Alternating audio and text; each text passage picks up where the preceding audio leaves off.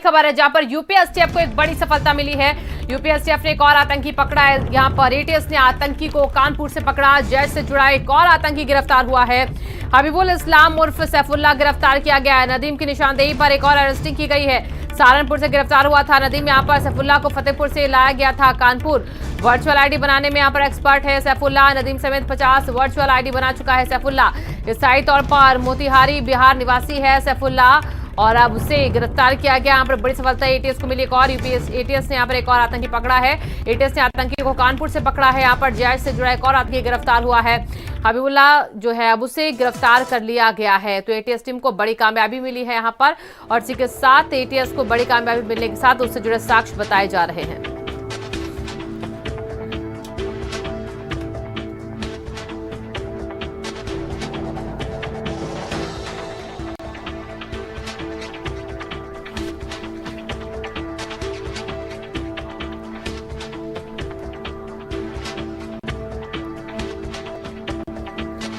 हमारे संवाददाता जुड़ चुके हैं ज्यादा जानकारी के साथ। सीमा हमारे साथ लखनऊ से जुड़े हुए हैं और इसी के साथ विवेक कानपुर से जुड़ चुके हैं ज्यादा जानकारी के साथ। विवेक सबसे पहले आपके पास आ रहे हैं क्योंकि कानपुर से गिरफ्तारी हुई है।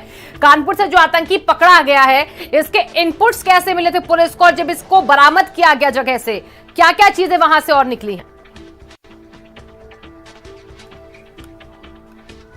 देखिए, जिस तरह से वहां पर नदीम को सहारनपुर में पकड़ा गया है उस बात से उससे गहनता से पूछताछ करी गई है जिसमें सैफुल्लाह का नाम निकलकर सामने आया है। तो यहां पर जो एटीएस की टीम है वो यहां पर कानपुर में डेरा डाले थी और सैफुल्लाह को गिरफ्तार किया है। इसको गिरफ्तार करने के साथ साथ इसके पास से एक चाकू और सिम बरामद हुए हैं और कहा जाता है कि ये जो है वर्चुअल आईडी बनाने में एक्सपर्ट था। इसने अभी तक लगभग 50 वर्चुअल आईडी बनाई है और ये कई सोशल मीडिया के माध्यमों से ये पाकिस्तान और अफगानिस्तान से इसके तार जुड़े हुए हैं। तो कहीं न कहीं ये कई गतिविधियों में शामिल पाया गया है। फिलहाल यहाँ पर इसको गिरफ्तार करके जो है एटीएस लखनऊ ले गई है। अब पूरी पूछताछ इससे करी जाएगी कि पूछताछ में क्या निकल सामने आता है, किस साजिश के तहत ये कानपुर में छुपा हुआ था और इसके तार और कहाँ जुड़े हुए हैं। तो इस पूरे मामले में इसको फिलहाल जो गिरफ्तार कर लिया गया है और इसको एटीएस इससे पूछताछ कर रही है कि इसके और भी तार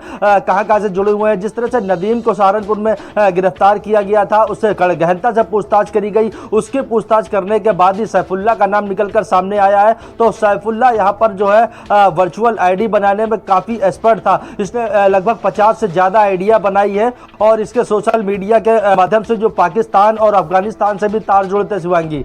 बिल्कुल। और देखिए अब आपके पास आ रहे सिमाब कानपुर से गिरफ्तारी, लखनऊ में होगी पूछताछ। एटीएस लखनऊ लेकर रवाना हुई थी।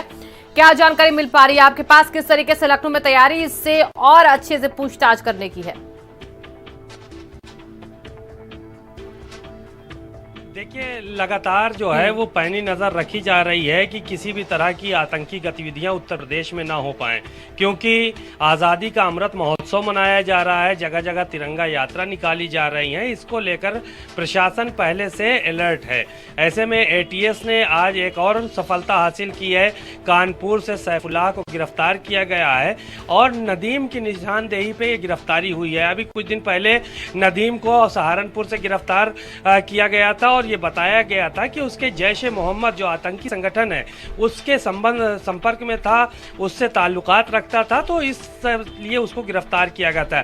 अब उसकी निशानदेही पे सैफुल्लाह को गिरफ्तार किया गया है। फतेहपुर से कानपुर उसको लाया गया था और सैफुल्लाह के ऊपर एटीएस ने जो आरोप लगाए हैं वो आरोप ये है कि वो आईडी बनाने में एक्सपर्ट माना जाता है।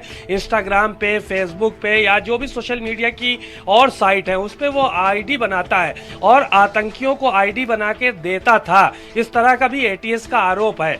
तो बहरहाल उसको गिरफ्तार कर लिया गया है। आगे कौन लोग इस पूरे मामले में संलिप्त हैं उससे अब लखनऊ लाकर उससे पूछताछ की जा रही है कि क्या क्या कौन कौन लोग उसमें संलिप्त हैं, किस तरह से आगे की प्लानिंग थी उनकी, क्या कुछ करना था। क्योंकि कल 15 अगस्त है, आज़ादी का अमृत महोत्सव 75 साल पूरे हुए हैं।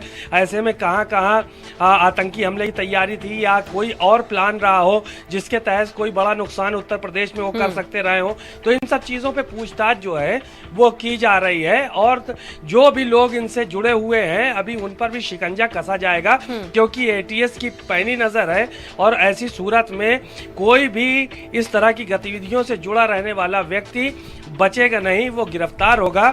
अब एटीएस उसको जो है वो पूछताछ करने के बाद फिर जेल भेजेगी और उसके ऊपर सैफुल्ला के ऊपर आरोप तय किए जाएंगे। ठीक है विवेक, मैं आपके पास आ रही हूँ। अब जहां से गिरफ्तारी हुई है सैफुल्ला की, वहां पर रह वो कितने वक्त से रहा था, किस जगह से इसको अरेस्ट किया गया है, वहां पर रहने की क्या डिटेल्स मिल पाई है इसकी?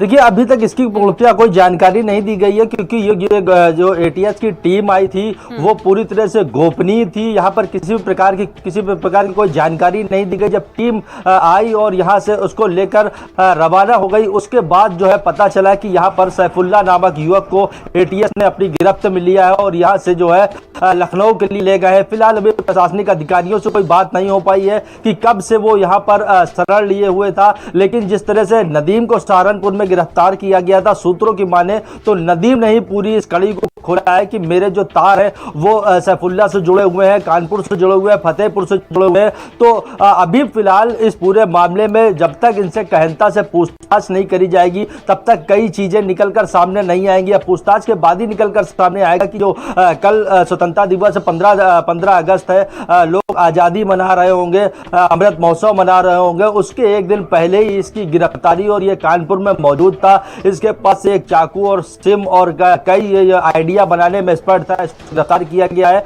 तो कहीं ना कहीं कोई ऐसी गतिविधि में तो नहीं शामिल था कि कोई हादसे करने की तैयारी में। इसके लिए जो पूरी तरह से यहाँ पर जब तक इनसे नदीम और सैफुल्ला से पूछताछ नहीं करी जाएगी तब तक कुछ चीजें निकल कर सामने नहीं आई। फिलहाल इनको जो है पुलिस ने गिरफ्तार कर लिया है और लखनऊ में इनसे गहनता से पूछताछ करी जाएगी, उसके बाद ही कुछ निकल कर सामने आ पाएगा। शिवांगी, ठीक है सीमा, मैं आपके पास आ रही हूँ क्योंकि जिस तरीके से विवेक बता रहे कि वहां पर डिटेल ये नहीं मिल पाई कि कब से वो वहां पर रह रहा था। एटीएस जब लखनऊ लेकर पहुंची है, पूछताछ हो रही है उससे, तो इसके बाद क्या आप तक कोई इनपुट्स मिल पाया है कि गिरफ्तारी जब हुई है तो वहां से जहां पर वो रह रहा था कि कोई और भी उसके साथ रहता था, किसी के साथ वो जुड़कर यहाँ पर सारे काम करने की फिराक में था, कोई बड़ी घटना जिसको अंजाम देने की फिराक में था?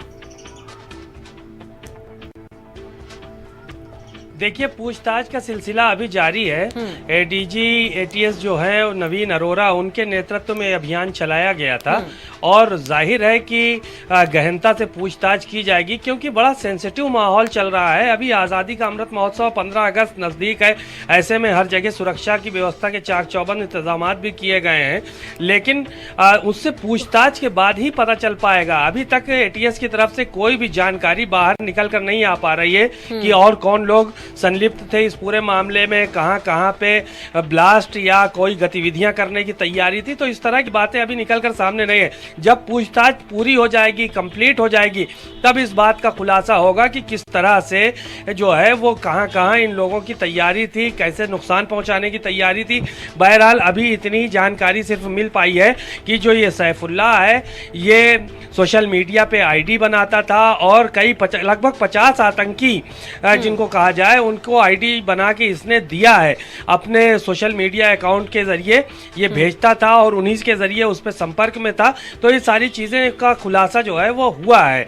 अभी फिलहाल आगे की पूछताछ जो है वो बाकी है कि किस तरह से क्या कुछ तैयारियां थी और कौन कौन लोग इसमें शामिल हैं, किसका संरक्षण था और कहां से फंडिंग होती थी। तो इन सब चीजों पर खुलासा अभी एटीएस ने नहीं किया है।